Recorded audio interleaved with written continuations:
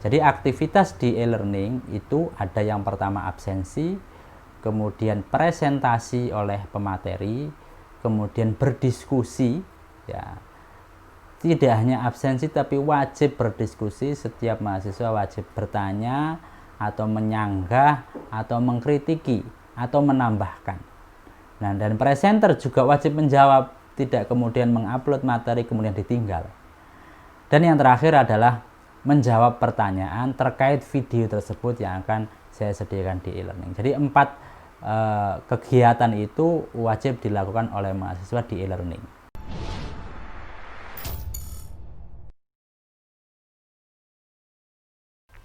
Assalamualaikum warahmatullahi wabarakatuh. Selamat datang di kelas virtual saya pada perkuliahan daring metodologi studi Islam. Di semester ini kita akan belajar bersama tentang mata kuliah metodologi studi Islam. Bagi teman-teman yang belum mengenal saya bisa melihat kurikulum vitae saya pada kolom deskripsi. Baiklah teman-teman sekalian, sebelum kita mulai perkuliahan ini, saya akan menjelaskan rencana pembelajaran semester atau RPS dan juga tema-tema materi-materi apa yang akan kita pelajari selama 1 semester ke depan. Ada 1 buku pegangan wajib yang harus dimiliki oleh setiap mahasiswa, yaitu buku Studi Islam Kontemporer, sebagaimana yang terlihat pada layar di sebelah saya ini. Ini adalah buku yang kami tulis sendiri. Kemudian silahkan mahasiswa agar memiliki buku tersebut, baik bisa membelinya di toko buku atau bisa berkoordinasi dengan PJMK, lalu PJMK berkoordinasi dengan saya. Baiklah teman-teman sekalian, teman-teman mahasiswa bisa melihat pada layar di sebelah saya ini metodologi studi Islam. Dosen pengampu adalah Dr. M. Arfan Muammar, MPDI, yaitu saya sendiri. Kemudian capaian pembelajaran mata kuliah, mahasiswa mampu memahami Islam secara komprehensif dengan berbagai macam sudut pandang, baik dari sudut pandang insider maupun outsider. Jadi dalam buku ini kita akan membaca sebuah fenomena bahwasanya Islam itu tidak hanya dikaji oleh orang Islam atau insider, tetapi Islam juga dikaji oleh non-muslim, yaitu yang disebut dengan outsider. Bagaimana masing-masing dari pandangan mereka, maka akan kita bahas satu persatu pada mata kuliah ini. Dengan harapan wawasan tersebut dapat menambah sikap toleran terhadap gagasan lain dan dapat menjadi sumber nilai serta pedoman bagi landasan berpikir dan berperilaku dalam menerapkan ilmu dan profesi yang dikuasainya.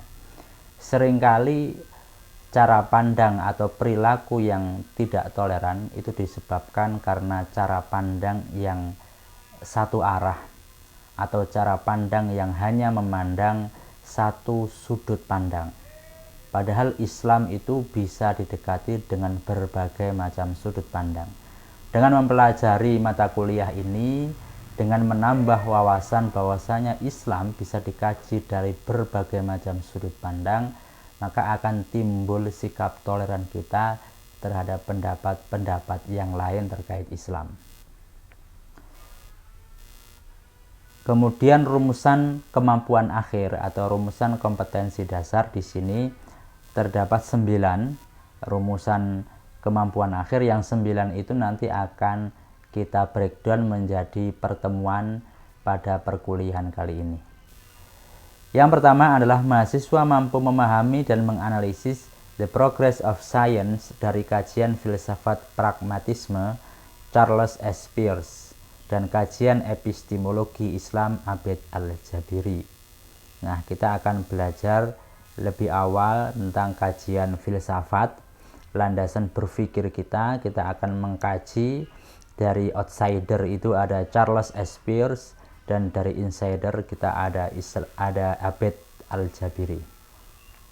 Kemudian yang kedua, mahasiswa mampu memahami dan mengartikulasikan berbagai ragam pendekatan dalam pengkajian Islam, baik dari sudut pandang insider maupun outsider. Nah, ini ada beberapa kajian para orientalis, para pengkaji non-muslim yang menawarkan beberapa pendekatan dalam kajian studi Islam. Kemudian yang ketiga, mahasiswa mampu memahami dan menganalisis kajian dirosah Islamiyah dan ulum al-istimaiyah. Yang keempat, mahasiswa mampu menganalisis dan merespon fikih at-ta'wil wa at-tafsir, atau yang dalam bahasa populernya hermeneutika. Bagaimana hermeneutika ini kita sikapi, apakah kita antipati terhadap hermeneutika atau malah justru kita menerima hermeneutika sebagai sebuah metodologi penafsiran. Kemudian fikih an-nisa al-mu'asyir, yaitu gender mainstreaming. Nah, ini adalah kajian kesetaraan gender dalam kajian-kajian fikih.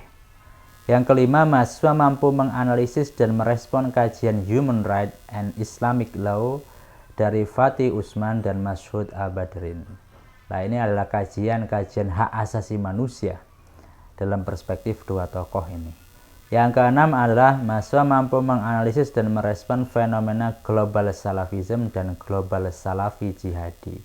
Sebagaimana yang kita ketahui saat ini, gerakan salafisme itu sudah merupakan gerakan yang mengglobal, bukan hanya terjadi di Indonesia tetapi juga terjadi di berbagai tempat di negara yang lain.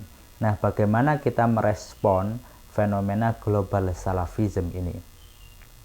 Kemudian yang ketujuh adalah mahasiswa mampu menganalisis dan merespon tren in Islamic thought today seperti Islam progresif dan common world. Ya. Kemudian yang kedelapan, mahasiswa mampu memahami dan menganalisis filosofi and methodology in Islamic law dalam perspektif Jasir Audah. Ya, kita mungkin sudah akrab dengan tokoh ini yang terkenal dengan maqasid as-syariahnya. Nanti kita akan mempelajari bersama. Yang kesembilan, mahasiswa mampu memahami dan menganalisis Fathullah Gulen Movement dan Islam Kosmopolitan. Nah, Fathullah Gulen Movement ini adalah salah satu tokoh yang ada di Turki, yang beberapa lembaganya juga ada di Indonesia. Nah, ini bagaimana kita menganalisis gerakan FGM, Fathullah Gulen Movement dan Islam Kosmopolitan. Kemudian sistem pembelajaran kita yaitu TCL dan SCL. TCL yaitu Teacher Centered Learning, yaitu seperti yang saya lakukan saat ini, dosen sebagai sumber informasi, mahasiswa mendengarkan, mahasiswa pasif mendengarkan. Sedangkan SCL adalah Student Centered Learning, yaitu yang aktif adalah mahasiswa, dosen sebagai fasilitator. Jadi nanti ada kalanya saya yang presentasi materi dan ada kalanya nanti mahasiswa yang mempresentasikan materi. Lalu metodenya kita menggunakan diskusi, tanya jawab, penugasan, dan presentasi. Nah, untuk penilaian tugas yaitu presentasi itu nilainya 30%. Kemudian UTS itu nilainya 20%. Kemudian aktivitas atau partisipasi adalah nilainya 20%. Aktivitas atau partisipasi ini adalah bukan hanya absensi, tetapi keaktifan mahasiswa dalam berdiskusi. Nah, nanti tugasnya apa saja akan saya jelaskan di akhir video ini. Setelah mahasiswa berdiskusi, nanti mahasiswa juga wajib menjawab pertanyaan yang sudah saya sediakan di akhir setiap perkuliahan. Fungsinya apa? Agar saya mengetahui mana mahasiswa yang betul-betul menyimak presentasi temannya dan mana mahasiswa yang hanya sekedar absensi. Dan yang terakhir adalah ujian akhir semester, yaitu 30%. Sumber utama dalam mata kuliah ini adalah yang pertama, Sterling P. Lampert, Philosophy in America, New York, tahun 1969. Kemudian yang kedua, saya sendiri, M. Arfan Muammar dan Abdul Wahid Hasan DKK, Studi Islam Kontemporer, Perspektif Insider dan Outsider, Yogyakarta, Ircisot 2017. Buku ini sudah mengalami 2 kali cetakan semenjak terbitnya di tahun 2012. Kemudian Richard C. Martin, Approach to Islam in Religious Studies. Nah, ini yang saya katakan tadi, ada seorang orientalis yang menawarkan beberapa pendekatan dalam pengkajian Islam yang ditulis dalam bukunya Approach to Islam in Religious Studies. Kemudian Kim Knott, bukunya ini adalah sebuah book chapter. Kim Knott menulis artikel yang judulnya Insider Outsider Perspective. Nah, ini yang menjadi inspirasi saya dalam membuat judul buku ini. Dalam The Routledge Companion to the Study of Religion. Nah, buku yang ditulis, yang di dalamnya ada tulisan Kim Knott adalah buku The Routledge Companion to the Study of Religion. Ini diedit oleh John R. Hinaus, London, tahun 2005. Kemudian yang kelima ada Muhammad Arkun. Nah, ini juga sangat terkenal, Rethinking Islam and Modernity, itu London tahun 2001. Kemudian Khalid Abu Al-Fadl, Speaking in God's Name, Islamic Law, Authority and Women, tahun 2003. Yang ketujuh adalah Abdullah Said, Interpreting the Quran Toward a Contemporary Approach, tahun 2006. Kemudian Mashhud Badrin, International Human Rights and Islamic Law. Dan Omid Safi, Progressive Muslim on Justice, Gender and Pluralism, tahun 2003. Nah, ini adalah referensi yang tadi mengkaji tentang HAM dalam Islam. Kemudian yang ke-10, Role Major, Global Salafism, Islam's New Religious Movement. Nah, ini adalah yang mengkaji tentang fenomena global salafism, fenomena salafi yang terjadi di dunia, tahun 2009. Kemudian yang ke-11, M. Fatullah Gulen Movement. Nah, ini Essay Perspective Opinion, tahun 2009. Ini adalah rujukan untuk mengkaji FGM tadi ya, Fatullah Gulen Movement. Kemudian yang ke-12, Jasir Audah, Maqasid Asy-Syariah as Philosophy of Islamic Law, a System Approach. Nah, ini adalah kajian Maqasid Asy-Syariah tadi yang saya sebutkan, Jasir Audah di bukunya ini tahun 2008. Kemudian Muhammad Abid Al-Jabiri, Takwin Al-Aql Al-Arabi, tahun 89. Yang ke-14, Ibrahim M. Abu Robi, Post September 11 Critical Assessment of Modern Islamic History, dalam Marham Ian dan Ibrahim M. Abu Robi. Ya, ini adalah kajian yang mengkaji tentang pemikiran Ibrahim M. Abu Robi.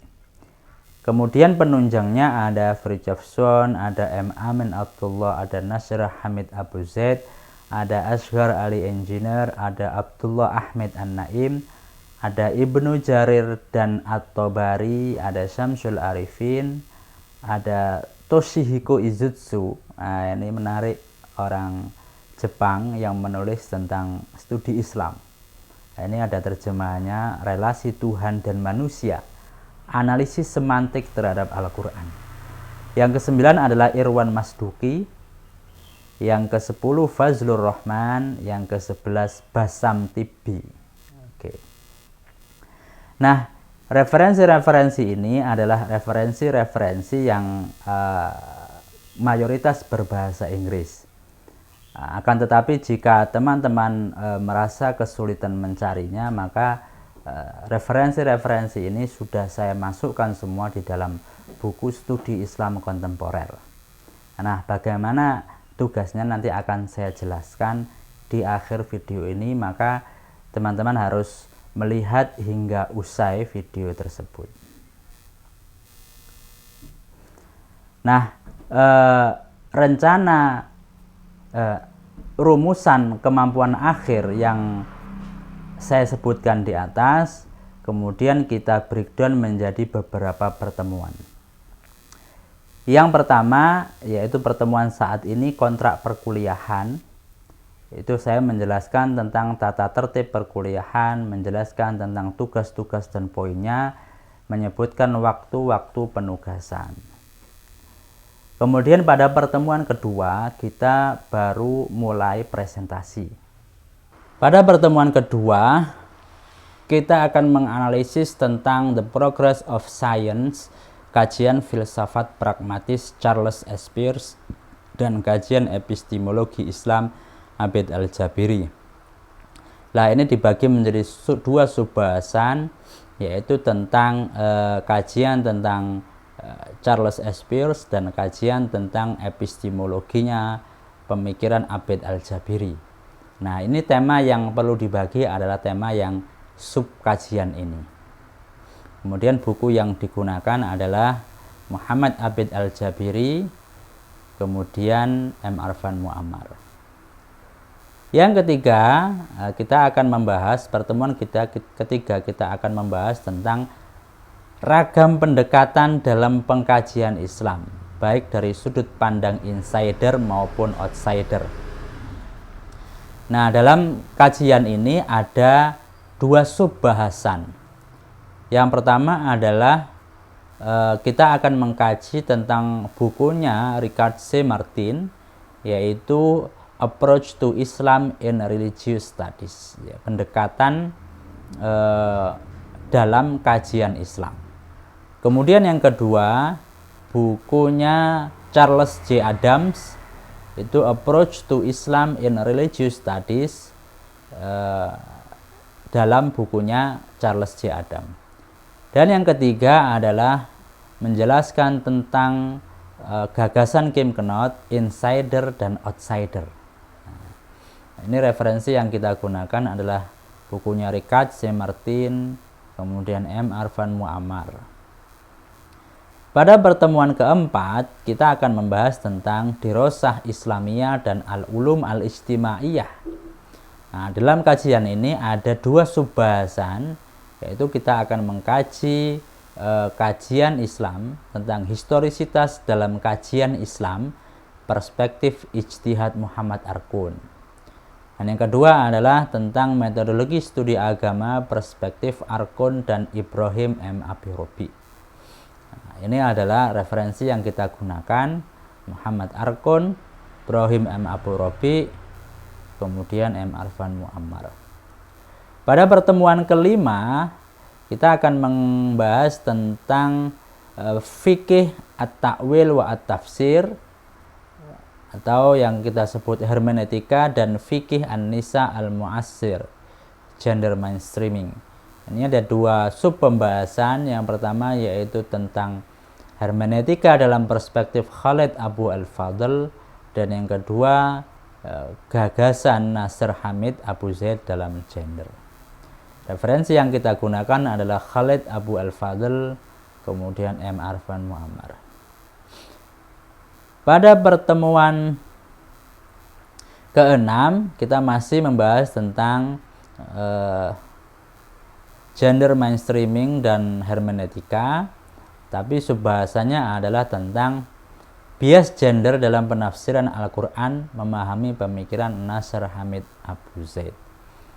Nah, ini referensi yang kita gunakan, Nasr Hamid Abu Zaid, kemudian M. Arfan Muammar. Nah, pada pertemuan ketujuh kita akan ujian tengah semester. Baru pada pertemuan ke-8 kita akan belajar lagi, membahas tentang Human Rights dan Islamic Law dari Fatih Usman dan Mashhud Badrin. Ada dua subbahasan di sini. yaitu Islam dan hak asasi manusia dalam perspektif Fatih Usman, sebuah ijtihad dinamis dan efektif. Dan yang kedua adalah International Human Rights dan Islamic Law, dialektika antara HAM internasional dengan hukum Islam, perspektif Mashhud A.Badrin.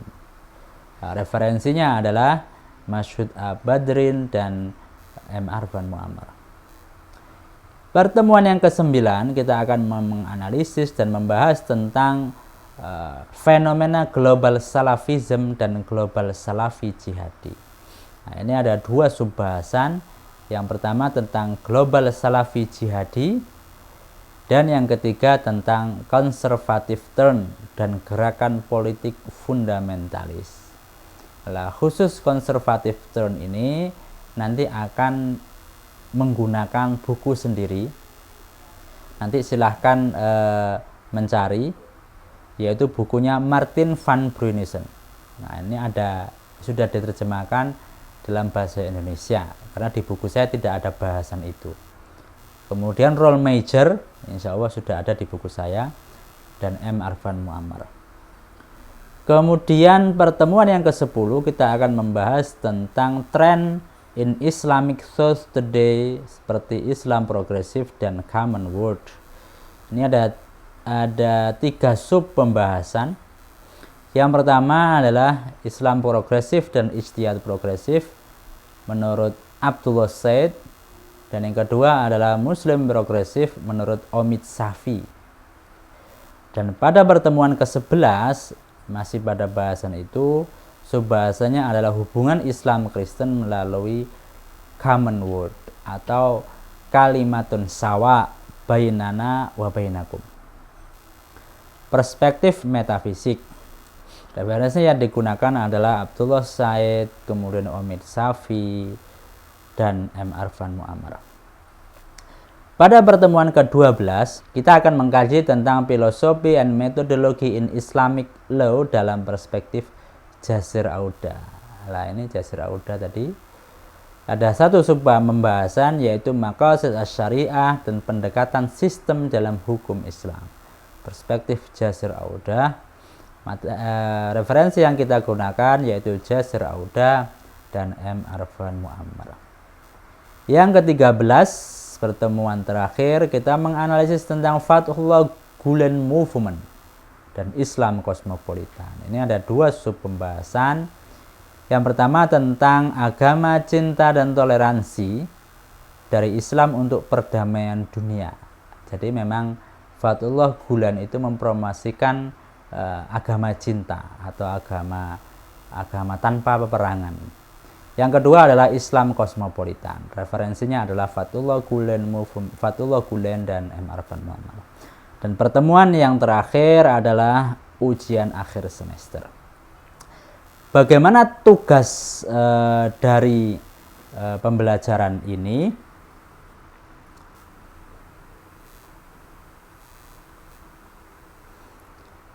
Ya, yang pertama, mahasiswa tidak perlu membuat makalah, tetapi mahasiswa cukup membaca buku yang sudah saya berikan nantinya.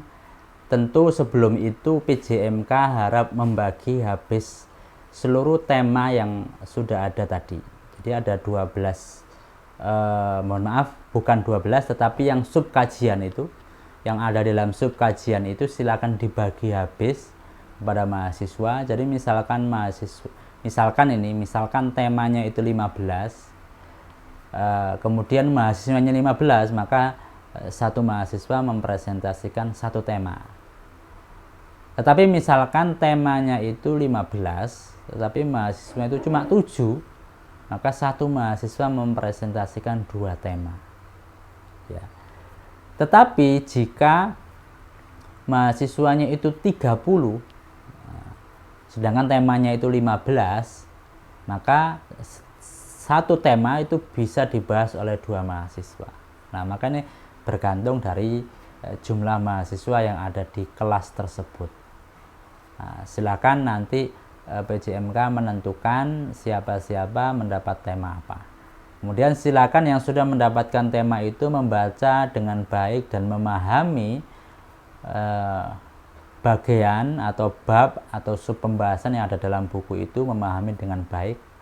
Kemudian mempresentasikannya dalam bentuk video seperti ini.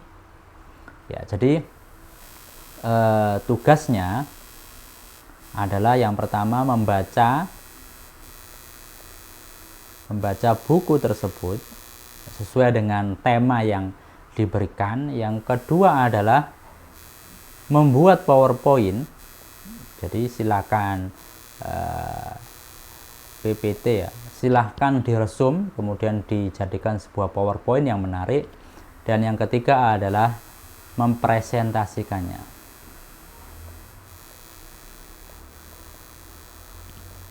Ya, dan presentasinya dalam bentuk video ini. Silahkan kemudian videonya diupload di YouTube-nya masing-masing. Kenapa harus di YouTube? Karena jika teman-teman menyetor ke saya dalam bentuk video, itu akan terlalu besar jika saya upload di e-learning. Tapi jika teman-teman mengupload di video di YouTube, kemudian link YouTube diberikan kepada saya, itu maka akan dengan mudah dan tidak berat jika diupload di e-learning. Maka yang dikumpulkan kepada saya itu adalah PowerPoint dan video. Nah, pengumpulannya paling lambat adalah H-24 jam. Maksudnya apa?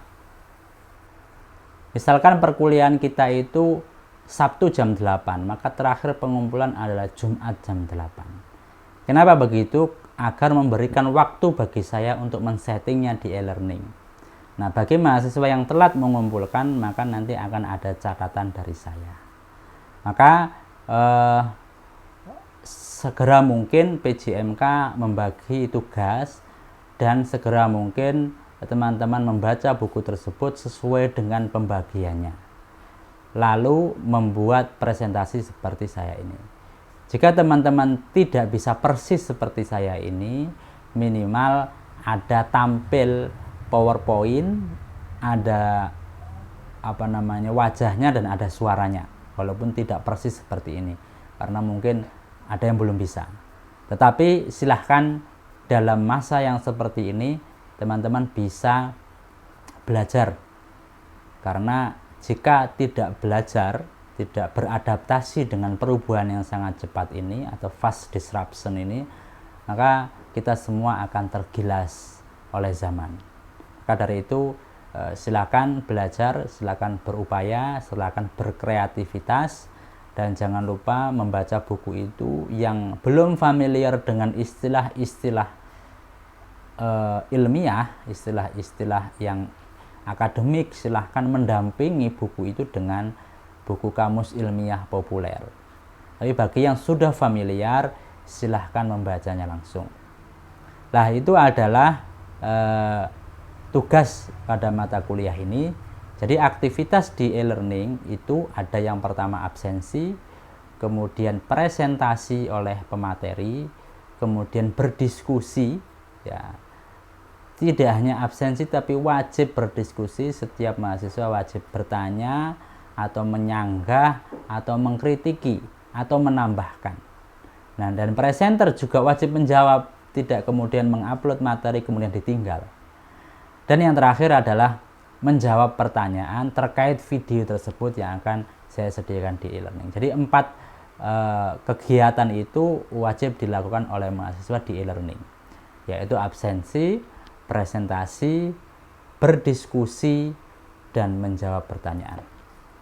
Mungkin itu yang bisa saya sampaikan. Semoga bermanfaat, tetap semangat dan terus belajar. Jangan lupa membaca buku setiap hari. Wabillahi taufiq wal hidayah. Assalamualaikum warahmatullahi wabarakatuh.